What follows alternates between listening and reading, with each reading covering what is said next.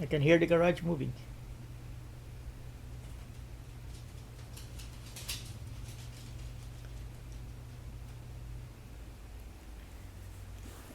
Insert this back into.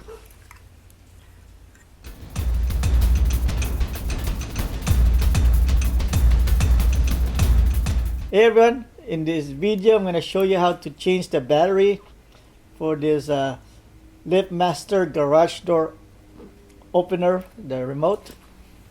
And this particular one, it uses the battery called CR2032, like this one, 2032. And I'm going to show you how to open it and change the battery.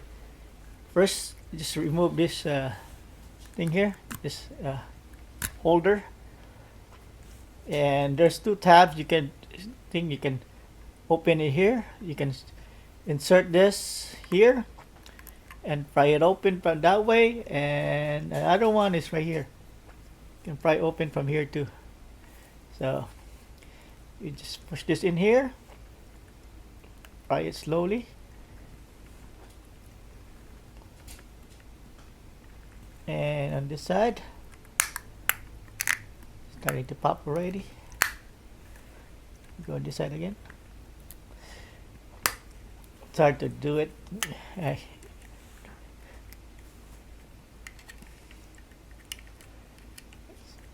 you go. I'm trying to keep the camera, the remote inside the frame of the camera. So here's the battery. Camera focus. I don't know if the camera can pick it up, but it's CR2032. So you just take it out slowly, pop it up.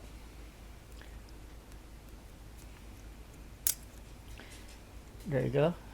And replace. Put it in the same orientation, by the way. So, with the positive out,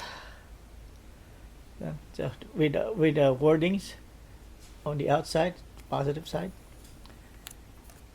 Slide it back in, or not, just push it in. There you go, and that's it.